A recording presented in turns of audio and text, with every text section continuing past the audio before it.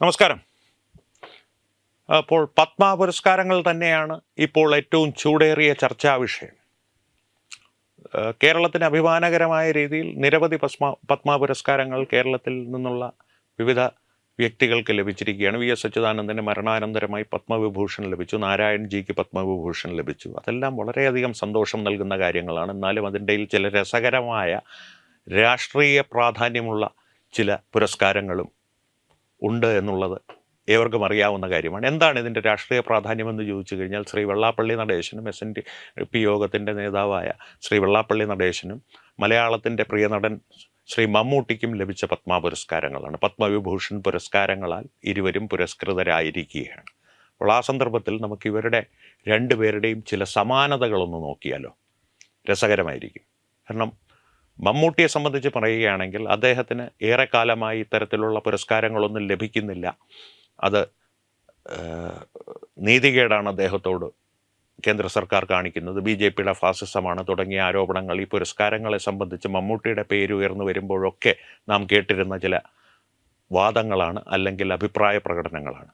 ഒപ്പം തന്നെ ഒരു കാര്യം എടുത്തു പറയേണ്ടതുണ്ട്. ഈ മമ്മൂട്ടിയുടെ ആരാധകരെന്ന് പറയുന്ന ഒരു കൂട്ടം, അവർ വളരെ രസകരമായി പലപ്പോഴും മമ്മൂട്ടിയെ തന്നെ കൊണ്ട് കുഴിയിൽ ചാടിക്കുന്ന ഒരു വിഭാഗമാണ്. ഉദാഹരണത്തിന് പറഞ്ഞു കഴിഞ്ഞാൽ, പേരൻപ് എന്നുള്ള അദ്ദേഹത്തിൻ്റെ ഒരു സിനിമ, തമിഴ് സിനിമ പുറത്തു വരികയും അതിൽ അദ്ദേഹത്തിന് ഓസ്കാർ അവാർഡ് നൽകിയില്ലെങ്കിൽ ഓസ്കാറിന് നടക്കുന്ന ലോസ് ഏഞ്ചൽസിലെ വേദിക്ക് ഞങ്ങൾ തീയിടുമെന്നുള്ള രീതിയിൽ സാമൂഹ്യ മാധ്യമങ്ങളിൽ അഭിപ്രായ പ്രകടനങ്ങൾ നടത്തിയ മമ്മൂട്ടിയുടെ ആരാധകർ ദേശീയ പുരസ്കാരം പോലും ആ ചിത്രത്തിന് ലഭിക്കാത്തപ്പോൾ ദേശീയ അവാർഡിൻ്റെ ആ സമയത്ത് ജൂറി ചെയർമാനായ രാഹുൽ റവേലിനെ, ഹിന്ദി സിനിമാ സംവിധായകനായ രാഹുൽ റവേലിനെ സാമൂഹ്യ മാധ്യമങ്ങളിലൂടെ ആക്ഷേപിക്കുകയും ആ ആക്ഷേപങ്ങൾ ഒരു പരിധി കടന്നപ്പോൾ രാഹുൽ റവേൽ നേരിട്ട് സംസ്ഥാനത്ത് നിന്നുള്ള ജൂറിയുടെ പരിഗണന പോലും കടക്കാതെയാണ് പേരമ്പ് പരാജയപ്പെട്ടു പോയത്. പേരമ്പ് എന്ന ചിത്രം, അതായത് സംസ്ഥാനത്ത് നിന്നൊരു ജൂറിയുണ്ട്, ഈ തമിഴ്നാട് സർക്കാരിൻ്റെ അല്ലെങ്കിൽ സംസ്ഥാന തലത്തിൽ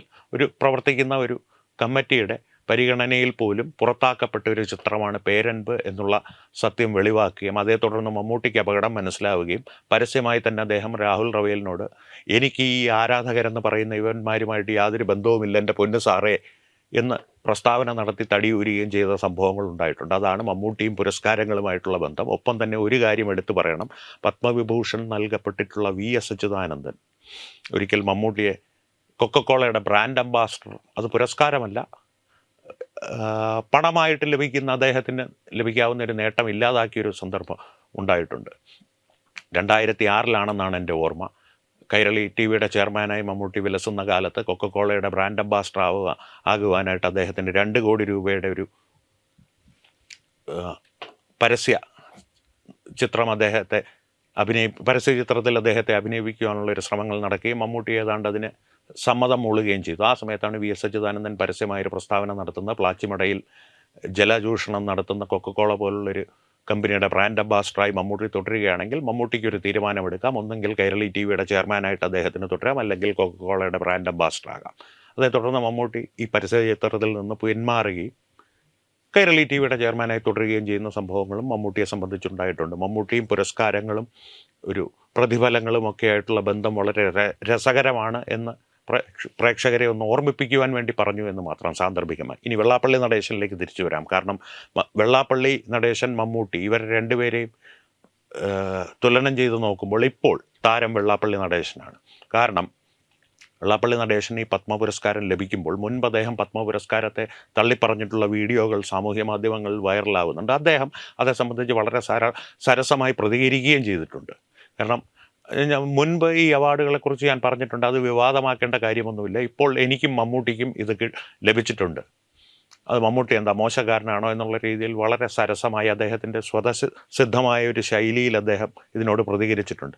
ആ അവസരത്തിൽ നമുക്ക് വെള്ളാപ്പള്ളി മമ്മൂട്ടി താരതമ്യം നമുക്കൊന്ന് നടത്തി നോക്കാം. വെള്ളാപ്പള്ളി നടേശനെ സംബന്ധിച്ച് പറയുമ്പോൾ അദ്ദേഹം കാലാകാലങ്ങളിൽ നടത്തിയിട്ടുള്ള നിരവധി പ്രസ്താവനകൾ, അദ്ദേഹത്തിൻ്റെ അഭിപ്രായ പ്രകടനങ്ങൾ വൻ വിവാദങ്ങളായിട്ടുണ്ട്. ഉദാഹരണത്തിന് 2015 മാൻഹോളിൽ വീണ് മരിച്ച, കോഴിക്കോട് മാൻഹോളിൽ വീണ് മരിച്ച നൗഷാദിന് സർക്കാർ ധനസഹായം നൽകിയപ്പോൾ അതേ സംബന്ധിച്ച് വെള്ളാപ്പള്ളി നടത്തിയൊരു പ്രസ്താവന വൻ വിവാദമായിരുന്നു. കാരണം നൗഷാദ് മുസ്ലിം ആയതുകൊണ്ടാണ് സർക്കാർ അയാൾക്ക് ധനസഹായം നൽകിയത്, അയാളുടെ കുടുംബത്തിന് ധനസഹായം നൽകിയത്. ജനിക്കണമെങ്കിൽ മുസ്ലിമായിട്ട് തന്നെ ജനിക്കണം, മറ്റ് വിഭാഗങ്ങൾക്ക് ഇവിടെ ജീവിക്കുവാൻ പറ്റാത്തൊരവസ്ഥയുണ്ട് എന്നുള്ള രീതിയിൽ അദ്ദേഹം പ്രസ്താവന നടത്തുകയും അന്നും മുഖ്യമന്ത്രിയായിരുന്ന ശ്രീ പിണറായി വിജയൻ വർഗീയ വിഷം ചീറ്റുന്ന ഒരു പ്രസ്താവനയാണിത് എന്ന് പരസ്യമായി പ്രഖ്യാപിക്കുകയും ചെയ്യുന്ന സന്ദർഭം ഉണ്ടായിട്ടുണ്ട്. വെള്ളാപ്പള്ളി നടേശനാകട്ടെ ഇത്തരത്തിലുള്ള താൻ നടത്തിയ പ്രസ്താവന, അതിൽ താൻ ഉറച്ചു നിൽക്കുന്നു, ആ അഭിപ്രായം ഇന്നും നിലനിൽക്കുന്നു എന്നുള്ള പരസ്യ പ്രസ്താവനകൾ നിരവധി തവണ അതിനുശേഷം നടത്തുകയും ചെയ്തിട്ടുണ്ട്. ഇനി കമ്മ്യൂണിസ്റ്റ് പാർട്ടിയും വെള്ളാപ്പള്ളിയുമായിട്ട് ഇപ്പോൾ അടുക്കുന്നു എന്നുള്ളതാണല്ലോ ഒരു രാഷ്ട്രീയ പ്രതലങ്ങളിൽ നാം കാണുന്ന ഒരു കാഴ്ച, അല്ലെങ്കിൽ അഭിപ്രായ പ്രകടനങ്ങൾ. പലരും നടത്തുന്ന അഭിപ്രായ പ്രകടനങ്ങൾ പിണറായി വിജയൻ വെള്ളാപ്പള്ളി നടേശനെ കാറിൽ കയറ്റി കൊണ്ടുപോകുന്നു, അതേ സംബന്ധിച്ചുള്ള വിവാദങ്ങൾ. അത് സംബന്ധിച്ച് പറയുകയാണെങ്കിൽ കമ്മ്യൂണിസ്റ്റ് പാർട്ടിയുടെ പ്രമുഖ നേതാവും ഉടുമ്പൻചോല MLA-യും മുൻ വിദ്യുച്ഛക്തി മന്ത്രിയുമായിരുന്ന MM മണിയെക്കുറിച്ച്, MM മണിയെ പരസ്യമായി കരിങ്കുരങ്ങ് എന്ന് വിളിച്ച ഒരു വ്യക്തിയാണ് വെള്ളാപ്പള്ളി. MM മണി പോകേണ്ടത് നിയമസഭയിലല്ല പൂരപ്പറമ്പിലാണ് എന്നും അദ്ദേഹം പറഞ്ഞു വെച്ചിട്ടുണ്ട്. MM മണിയുടെ പ്രസ്താവനകളും അദ്ദേഹത്തിൻ്റെ നടപ്പ് രീതികളും പരിശോധിക്കുമ്പോൾ ഈ വിവാദങ്ങളിൽ വെള്ളാപ്പള്ളിയുടെ പ്രതികരണം ഒരു സ്വാഭാവിക പ്രതികരണമാണ് എന്നുള്ള അഭിപ്രായങ്ങളും രാഷ്ട്രീയ വിദഗ്ധർ ഉയർത്തുന്നുണ്ട്. സാധാരണ ജനങ്ങളും അങ്ങനെ തന്നെയാണ് പറയുന്നത്. കാരണം 1, 2, 3 ലിസ്റ്റ് വെച്ച് ഞങ്ങൾ ആളുകളെ കൊന്നു തള്ളിയിട്ടുണ്ടെന്നുള്ള പരസ്യ പ്രസ്താവന, സ്ത്രീകളെ അപമാനിക്കുന്നത്, കുട്ടിക്കാട്ടിൻ്റെ പുറകിൽ അവർ ചെയ്യുന്ന പോക്രിത്തരങ്ങൾ എന്നെ കൊണ്ട് പറയിപ്പിക്കരുത് എന്നുള്ള രീതിയിലുള്ള സ്ത്രീകളെ അപമാനിക്കുന്ന പ്രസ്താവനകൾ, ഏറ്റവും അടുത്ത തദ്ദേശ സ്വയംഭരണ സ്ഥാപനങ്ങളിലേക്ക് നടന്ന തിരഞ്ഞെടുപ്പിൽ ഇടതുപക്ഷം നേരിട്ട കനത്ത തിരിച്ചടിക്ക് ശേഷം സമ്മതിദായകരെ അപമാനിച്ചുകൊണ്ട് MM മണി നടത്തിയ പ്രസ്താവനകൾ, അതായത് കിറ്റ് വാങ്ങി നക്കിയിട്ട് എല്ലാവരും പറ്റിച്ചു എന്നുള്ള രീതിയിൽ MM മണി നടത്തിയ പ്രസ്താവന. ഈ കഴിഞ്ഞ ദിവസം കമ്മ്യൂണിസ്റ്റ് പാർട്ടി വിട്ട് BJP-യിലേക്ക് വന്ന S. രാജേന്ദ്രൻ MLA, അദ്ദേഹത്തിന് നേരെ MM മണി നടത്തിയ പരസ്യമായ വധഭീഷണി എന്ന് തന്നെ പറയേണ്ടി വരും. മുൻപ് ചെയ്യാൻ മടിച്ച കാര്യങ്ങളൊന്നും ചെയ്യാൻ ഞങ്ങളെ നിർബന്ധിക്കരുത്, പാർട്ടി വിട്ടത് ഞാനാണെങ്കിൽ പോലും തല്ലിക്കൊല്ലണം എന്നുള്ള രീതിയിൽ പരസ്യമായ പ്രസ്താവന നടത്തിയ MM മണിയെ വെള്ളാപ്പള്ളി നടേശൻ വിമർശിച്ച രീതിക്ക്, വാക്കുകൾ അതിൽ പ്രയോഗിച്ച പദങ്ങളെ സംബന്ധിച്ച അഭിപ്രായ വ്യത്യാസങ്ങളുണ്ടാവാം. പക്ഷേ MM മണിയെപ്പോലൊരു വ്യക്തി തീർച്ചയായും വിമർശനാർഹൻ തന്നെയാണ്. പക്ഷേ കമ്മ്യൂണിസ്റ്റ് പാർട്ടിക്കാർ ഇപ്പോൾ ഈ പുരസ്കാരം ലഭിച്ച വെള്ളാപ്പള്ളി നടേശനെ എങ്ങനെ കാണുന്നു എന്നുള്ളത്, ഈ സംഭവങ്ങളൊക്കെ ഒന്ന് ഓർത്തെടുത്ത് ആലോചിക്കുന്നത് നന്നായിരിക്കുമെന്ന് തോന്നി, അതുകൊണ്ടൊന്ന് ഓർമ്മിപ്പിച്ചു എന്ന് മാത്രം. ഇനി കുറച്ചും കൂടി മുന്നോട്ട് വന്നു കഴിഞ്ഞാൽ, തദ്ദേശ സ്വയംഭരണ സ്ഥാപന തിരഞ്ഞെടുപ്പിലേക്ക് നടന്ന തിരഞ്ഞെടുപ്പുകൾ, അതിന് മുൻപും അതിന് ശേഷവും ഈ മുഖ്യമന്ത്രി പിണറായി വിജയൻ വെള്ളാപ്പള്ളിയെ കാറിൽ കൊണ്ട് നടക്കുന്നു തുടങ്ങിയ സംഭവങ്ങൾ ഉണ്ടായപ്പോൾ വെള്ളാപ്പള്ളിയുടെ അഭിപ്രായ പ്രകടനങ്ങൾ ജമാഅത്തെ ഇസ്ലാമി പോലുള്ള തീവ്ര ഇസ്ലാമിക സംഘടനകൾക്കെതിരായിരുന്നു. മലപ്പുറം ഇസ്ലാമികവൽക്കരിക്കാൻ അവർ ശ്രമിക്കുന്നു, കോൺഗ്രസ് അധികാരത്തിൽ വന്നാൽ ജമാഅത്തെ ഇസ്ലാമി ആയിരിക്കും ആഭ്യന്തര വകുപ്പ് ഭരിക്കുന്നത്, മാറാട് കലാപങ്ങൾ പോലുള്ള കലാപങ്ങൾ ഇസ്ലാമിക ഭീകരവാദികൾ ആ ഘട്ടത്തിൽ വീണ്ടും ഉണ്ടാക്കിയെന്ന് വരാം, കേരളം അപകടത്തിലേക്കാണ് പോകുന്നത് തുടങ്ങിയ നിരവധി പ്രസ്താവനകൾ വെള്ളാപ്പള്ളി അനസ്യൂതം നടത്തിക്കൊണ്ടിരിക്കുകയാണ്, ഇപ്പോഴും നടത്തിക്കൊണ്ടിരിക്കുകയാണ്. ആ അഭിപ്രായങ്ങളൊന്നും അദ്ദേഹം പിൻവലിക്കണം, മാപ്പ് പറയണം എന്നൊക്കെ പലരും ആവശ്യപ്പെട്ടെങ്കിലും അദ്ദേഹം അതിന് തയ്യാറാവാതെ ആ പ്രസ്താവനകളിൽ ഉറച്ചു നിൽക്കുകയും കൂടുതൽ രൂക്ഷമായ രീതിയിൽ അത് സംബന്ധിച്ച് പ്രതികരിക്കുകയും ചെയ്യുന്നുണ്ട്. ഇസ്ലാമിക ഭീകരവാദത്തെ തുറന്നു കാട്ടുന്ന ഒരു വ്യക്തിയായി, അല്ലെങ്കിൽ ഇസ്ലാമിക മതം അവർക്ക് വേണ്ടി, അവരുടെ സമുദായത്തിന് വേണ്ടി അനധികൃതമായി പിടിച്ചു പറ്റുന്ന ആനുകൂല്യങ്ങളെ തുറന്നു കാട്ടുന്ന ഒരു വ്യക്തി എന്നുള്ള നിലയിൽ വെള്ളാപ്പള്ളി എന്നും കേരള സമൂഹത്തിൻ്റെ ഇടയിൽ നിലനിൽക്കുന്ന ഒരു വ്യക്തിയാണ്. ഇനിയും ഒരു പച്ചയായി പറഞ്ഞാൽ, അദ്ദേഹം അഭിപ്രായം മാറ്റാത്ത ചില കാര്യങ്ങൾ, പല കാര്യത്തിലും അദ്ദേഹത്തിനെ ഓട്ടോറിക്ഷ എന്ന ട്രോളന്മാർ പരിഹസിക്കാറുണ്ട്. കാരണം എപ്പോൾ എങ്ങോട്ട് തിരിയും, ഇടത്തേക്ക് ഇൻഡിക്കേറ്റർ ഇട്ടിട്ട് വലത്തേക്ക് തിരിയും, വലത്തേക്ക് ഇൻഡിക്കേറ്റർ ഇട്ടിട്ട് നേരെ പോകും, ചിലപ്പോൾ സമ്മർ സോൾട്ട് അടിച്ച് പുറകോട്ട് പോകും എന്നൊക്കെ പറഞ്ഞ് അദ്ദേഹത്തിനെ ഓട്ടോറിക്ഷ എന്ന് ട്രോളന്മാർ പരിഹസിക്കാറുണ്ട്.